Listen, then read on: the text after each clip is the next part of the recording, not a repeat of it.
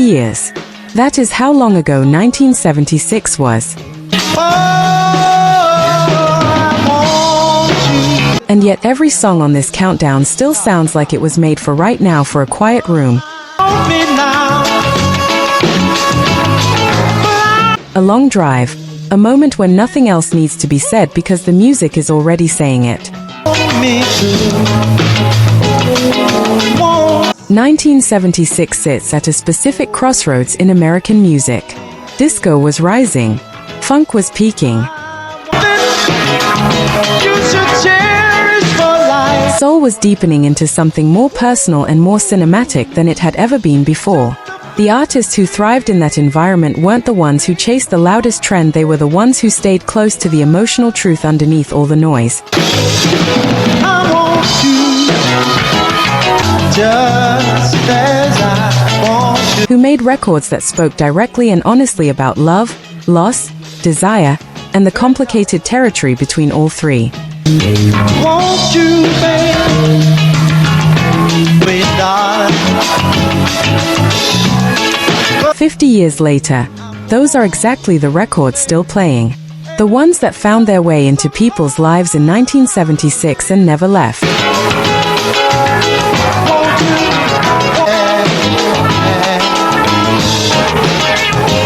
Tonight we're counting down the hits of 1976 that are turning 50 this year, the unforgettable records that time has only made more powerful. Stick around because one of these songs spent more consecutive weeks at #1 than almost anything else released that entire year.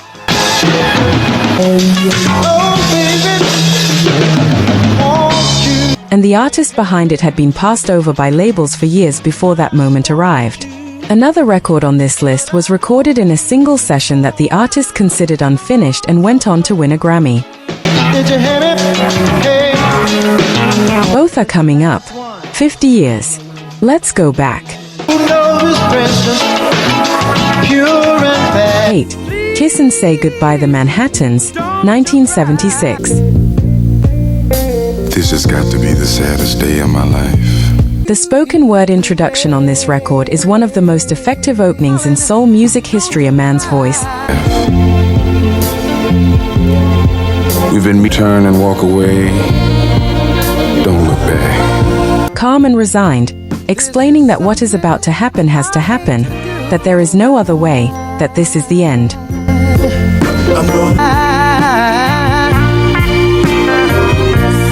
By the time the singing starts, the emotional context is already completely established.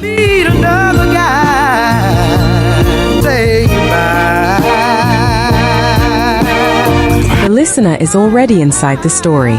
The Manhattans built their entire identity around this kind of emotional directness, the willingness to say exactly what the situation was without decorating it or softening it into something more comfortable. I want to hold you just one more time.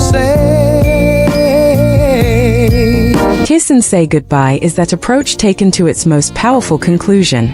It spent 2 weeks at #1 on both the R&B and pop charts simultaneously and became one of the best-selling singles of the entire year, proof that a song willing to go fully into heartbreak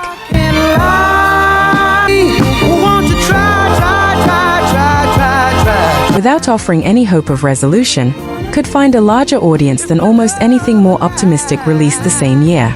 The record became a slow dance standard at a specific kind of gathering, the kind where people weren't there to celebrate,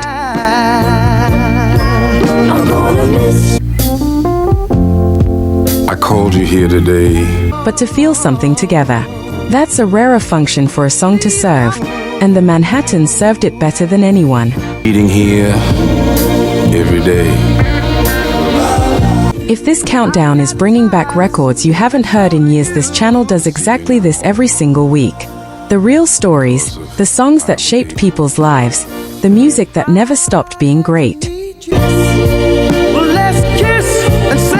Subscribe so the next one finds you. From a goodbye delivered with full composure, we move to a promise delivered with complete certainty. 7. You'll Never Find Another Love Like Mine, Rawls, 1976.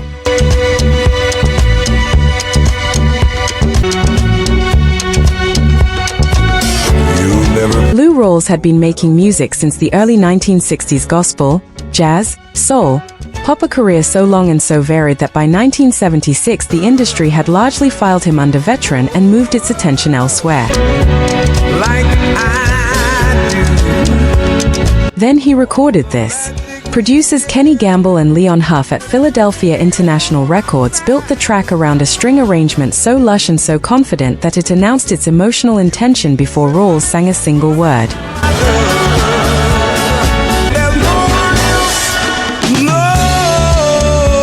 When his voice finally entered that baritone so deep it seemed to come from somewhere below the floor, the combination was irresistible.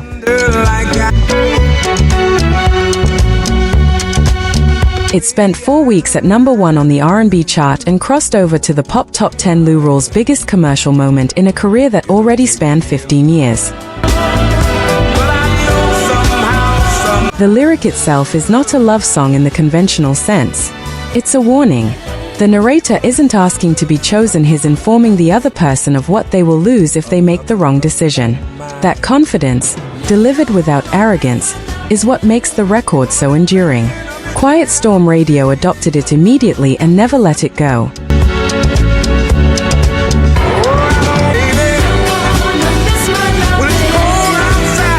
Dedication shows played it constantly, someone calling in from a payphone at midnight, asking the DJ to send this one to someone who needed to hear it.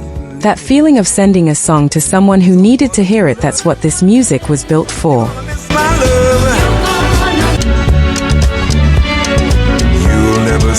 If someone in your life needs to be reminded what real R&B sounds like, share this video with them right now.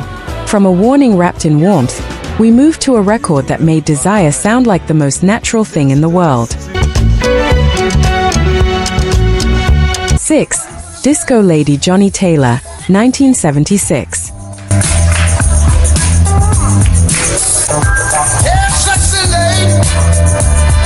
The first certified platinum single in recorded music history. That certification, the Recording Industry Association of America's new standard,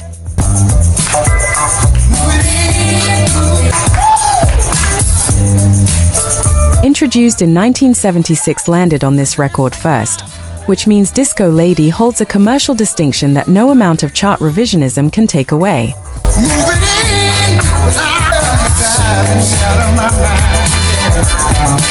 Johnny Taylor had been making soul music since the 1960s and understood something about the shift happening in 1976 that many of his contemporaries didn't.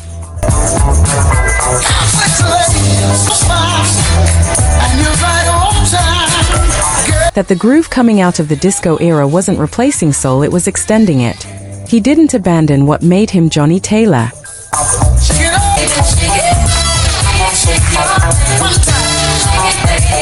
He laid it over a rhythm section built for the dance floor. The result was a record that played at clubs, on radio, and at house parties, simultaneously crossing every social context that existed for music in 1976 without compromising what made it work in any of them. It spent 4 weeks at #1 on both the R&B and pop charts, announcing the arrival of a new commercial era while sounding completely rooted in the tradition that came before it. From a record built for the dance floor, we move to one built for the moment after, quieter, deeper, and harder to shake. 5. Sweet Thing, Rufus featuring Chaka Khan, 1976. Chaka Khan wrote this herself, a detail that matters, because the intimacy of the lyric is the intimacy of someone telling their own truth rather than performing someone else's. Yes, you are. Just want to satisfy you, though you're not mine. The song moves at exactly the pace a love song that deep needs to move. Unhurried, certain, completely present in the moment it describes.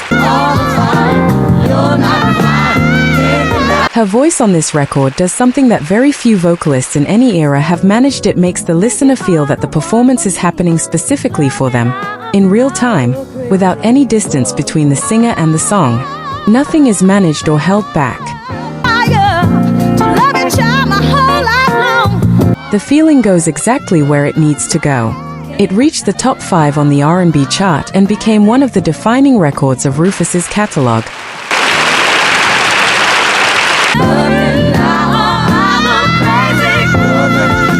Quincy Jones later cited this performance as one of his favorite vocal recordings of the entire decade, a compliment that requires no elaboration given the source.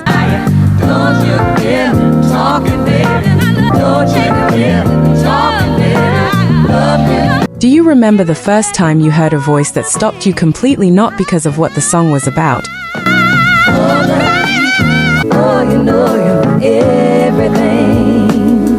but because of what the voice itself was doing?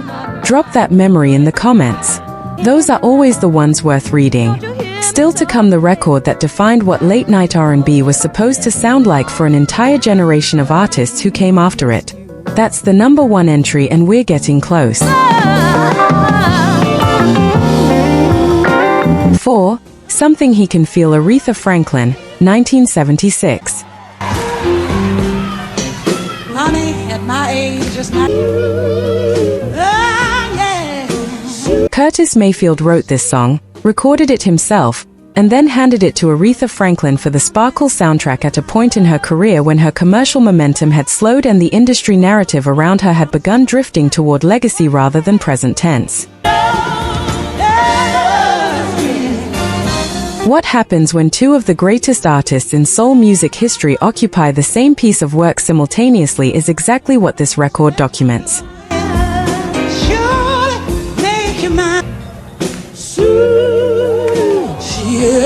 Aretha Franklin didn't interpret the song.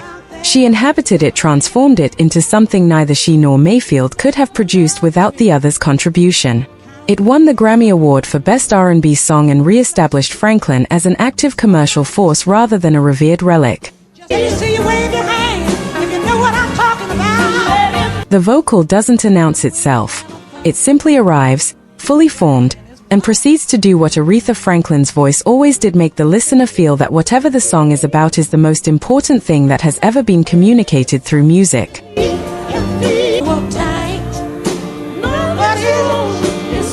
From a voice that redefined the song it was given, we move to an instrumental performance so perfect it barely needed words at all. 3. This Masquerade, George Benson, 1976.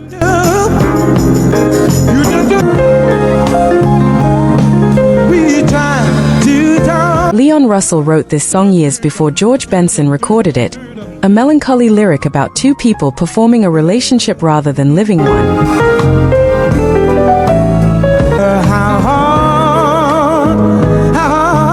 Going through the motions of love while the real thing quietly slips away beneath the surface. Benson's decision to both play guitar and sing the vocals simultaneously on the track created something that had rarely existed in jazz or soul before.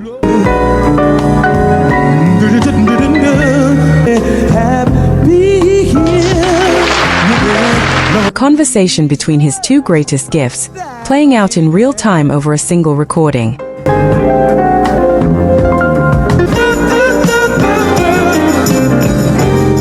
The guitar doesn't accompany the voice. It responds to it. The two instruments, one human and one not, move through the song together like two people finally being honest with each other.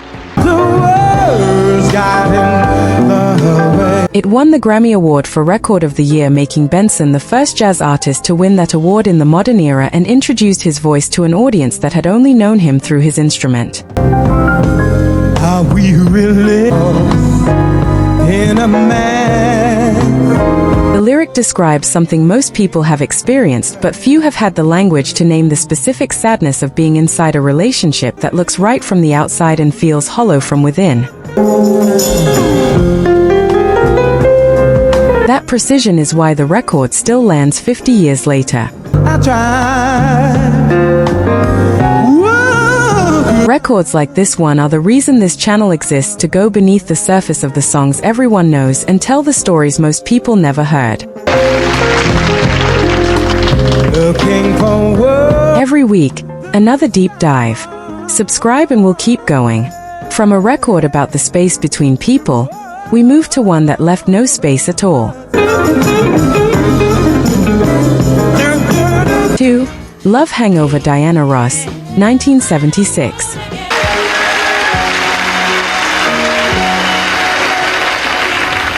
The first 2 minutes of this record are one thing entirely. The final 4 minutes are something else. Few songs in this decade execute a structural shift that dramatic from intimate ballad to full-on groove, and make it feel completely inevitable rather than forced. Producer Hal Davis initially built the track as a mid-tempo soul record. Then the decision was made to let the second half open up entirely, pushing the tempo and the arrangement into something larger and more insistent. The resulting combination became a template that dozens of producers tried to replicate in the years that followed. Most couldn't. It spent 2 weeks at number 1 and became one of the most played records of 1976 on both R&B and pop radio, a rare achievement for a song that requires nearly 6 minutes to fully deliver its promise. Program directors who normally wouldn't air anything over 3.5 minutes played it anyway because the audience demanded it. Was there a Diana Ross record that belonged to a specific summer, a specific person, a specific version of your life? Drop it in the comments, not just the title, but what it reminds you of. From a record that built into something larger than it started, we arrive at the number 1 entry, the 1976 release that turned 50 this year and remains one of the most influential soul recordings ever made. 1. I Want You, Marvin Gaye, 1976. The album this came from was recorded during one of the most complicated periods of Marvin Gaye's personal life, the dissolution of his first marriage, the beginning of a new relationship that carried its own complications, a man caught between guilt and desire and unable to fully choose either direction. He was uncertain whether to release the material. The feelings it documented were too raw, too specific, too honest for comfort. He released it anyway. What came out was an album so cohesive and so emotionally complete that it functioned less like a collection of songs and more like a single continuous piece of music about desire, wanting something fully, not knowing if it's returned.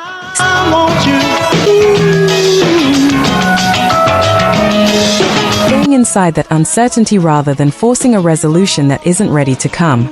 The title track moves at a pace that mirrors the feeling it describes, slow, patient, circling around its own longing.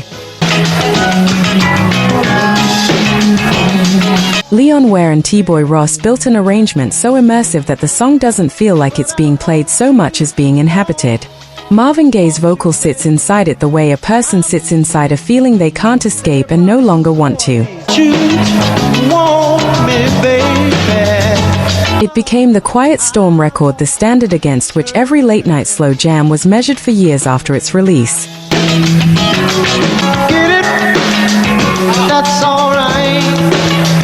Artists who came after it, from R. Kelly to D'Angelo to Frank Ocean, have cited the sonic world of this album as a direct influence on their own work.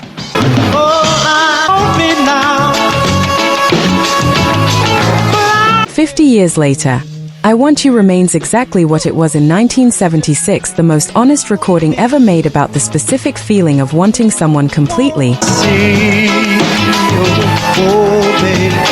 without guarantee, without resolution, without apology. That kind of honesty doesn't age. It just deepens.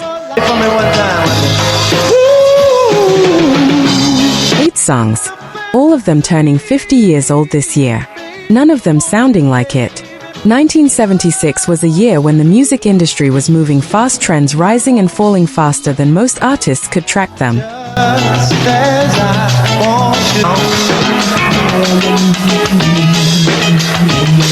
The records that survived 50 years weren't the ones that chased the moment. They were the ones that went deeper than the moment into something true enough to outlast the year it was made in.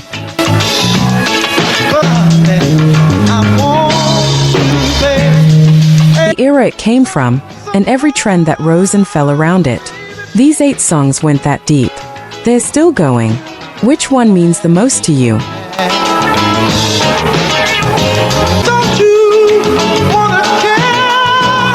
Drop it in the comments, not just the title, but what it reminds you of. Those are always the answers worth reading. And if going this deep into the music that actually shaped lives is what brought you here tonight, this is what we do every single week.